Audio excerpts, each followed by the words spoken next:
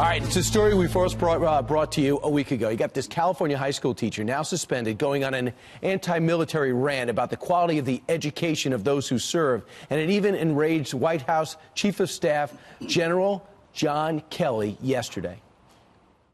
The lowest of the low, they are not talented people. What is your reaction to that, knowing that he's teaching a bunch of 17-year-olds this? Well, I think the guy ought to go to hell. I just hope he enjoys the liberties in the lifestyle that we have fought for. Obviously, we talked to him on radio yesterday. We had the Facebook Live up, and he went on to say some expletives we had to dump, but he was really angry. Here to weigh in a more measured way, perhaps, U.S. Army four-star General David Perkins, commanding general of the U.S. Training and Doctrine and oversaw transition forces in Iraq. General, we have a message to you, Lieutenant Colonel, and I was lucky enough to be with you before the invasion of Iraq in Kuwait. But you contacted me because you said, listen, I want to address this.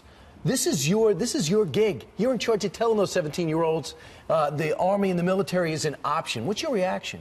Well, let me just tell you about the soldiers and the recruits that come to the United States Army. The command that I have an honor to be a part of recruits the United States Army. Last year, we recruited about 135,000 total Army soldiers. Across the board, 96% of high school graduates compared to 82% for our country, 14% higher high school graduates.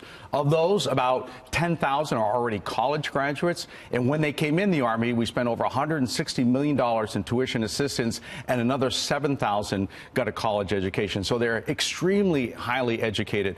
ROTC, which produces a majority of our officer corps, is the largest scholarship granting organization in the United States. Last year, $367 million to 15,000 ROTC cadets, coast to coast, from Harvard to Berkeley, Tufts to Ohio State, have become a part of that organization. So this ticked you off, even though you have a different personality. You simmer below. You keep your emotions maybe in check, Joe Montana-like, but you still wanted this to go. This really got to you. Let's listen to this teacher go after the quality of the people who serve.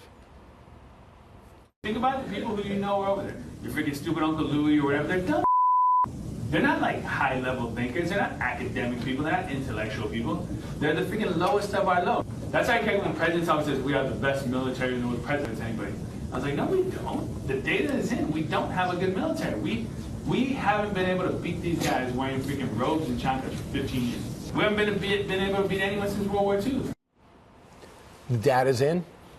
Well, that is just not an accurate description of the soldiers in the U.S. military and specifically in the U.S. Army. The U.S. military, for very good reason, is the most highly respected institution in our nation because not only of the education level, but of the character and commitment of those that serve. I have to tell you, and you've been around them, the passion that these people come in the Army with and the skills they bring to the Army. We have doctors, lawyers, combat infantrymen, cyber specialists. 17 presidents are former soldiers, more than any educational, civic, or civilian institution have come out of the Army.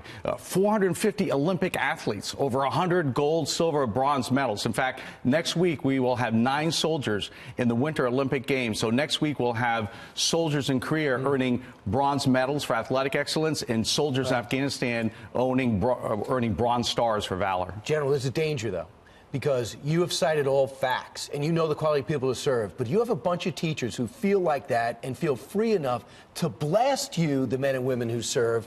That goes right against what you're trying to do, and that's recruit the best and the brightest for the best country on the planet. Well, I'll just echo General Kelly's comment that the reason I and my family serve, both of my children are soldiers, the reason General Kelly's family has served is so that people have the right to express their feelings, and obviously he's taking full advantage of that liberty that we fight hard and afford him. I would offer to him, as somebody who is also involved in training and education, I'm sure he understands the mark of an educated person is an open-minded person who wants to learn as much as he can. So I invite him personally to come to my headquarters. I will introduce him to our Army, his Army. I will let him see his soldiers. I'll take him down to the Army Cyber Center of Excellence. I'll take him to Fort Leonard, where we train engineers. I'll take him to Fort Benning so he can meet combat infantrymen, and he can see the quality of people. And then I'll take him to Walter Reed and talk to wounded wounded warriors, and in their own words, let them describe why they put sacrifice above their own personal safety to serve their nation. And then I'll take them with me the next time I have the honor to represent our leadership at Arlington for a funeral, and let him talk to the family members and let them tell him how proud they are of their sons and daughters to serve our nation. Wow, extremely well said. You might have to keep him from General Kelly, if you don't mind, on that tour,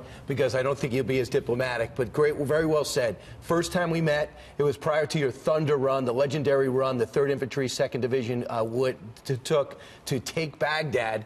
And there's the flag that you guys flew. You were just a lieutenant. You were a kid then. We haven't aged a day, Brian. Look at that. No, I have aged. You have not. It's the TV cameras. Right. It looks good, right? You have an excuse. You've been in the desert and you've been fighting for our wars. I have no idea why I've aged so poorly. But it's just been an honor to know you. Hey, Brian, and congratulations on your your incredible career. And we couldn't have a better person in charge of recruiting. Well, thanks for your continual personal and professional support for those that wear the uniform of our nation.